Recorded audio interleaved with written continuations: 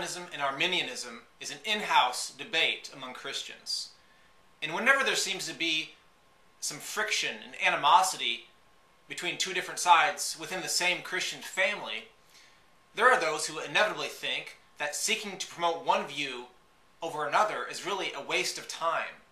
It's counterproductive to the unity that Christians are supposed to seek after. It's just a debate about words. It really doesn't build anyone up. It only elevates emotions and drives a wedge between otherwise potential friends. And isn't our time better spent trying to reach the lost anyway? So goes the argument. I do sympathize with this mindset, I really do. In a perfect world, in a perfect Christian utopia, there are no debates of this magnitude between believers. There is no separation. There is no splitting of churches.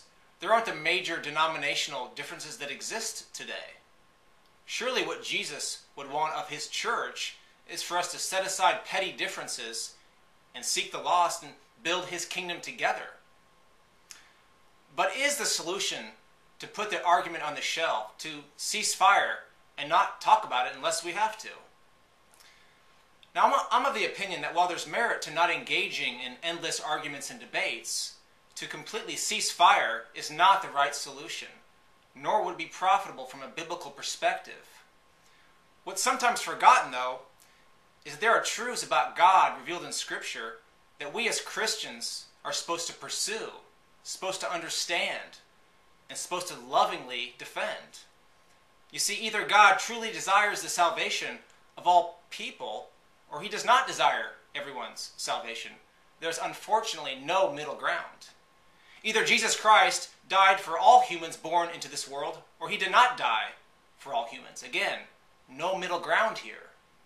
Either God takes no pleasure in the death of the wicked, but that they turn to him and live, or God does take pleasure, since he is said to determine all things for his glory. He does take pleasure in the sinner's death, because the secret counsel of his will determined this very thing. Only one view can be correct. Beliefs have consequences. They don't exist in a vacuum. We will take on the character of the God in which we perceive. How God views the lost sinner is how we will. How God perceives what brings him glory is what we will find glorious. There's simply no doubt. How one views God will shape their entire life. And it will not only shape their life, it will shape their family's life, their children's life, their church's life, their friends' life, their community's life, their city's life, their country's life. We better be sure that we got his character down right, or else it could lead to behaviors and consequences that are not in alignment with who he is or what he represents. There is no more noble thing to pursue in this life than to know, understand, and defend the character of the God of the universe. The God who became flesh, who became a humble man to die for the sins of the entire world. A world who has spurned him, yet he still passionately gave his life for the world.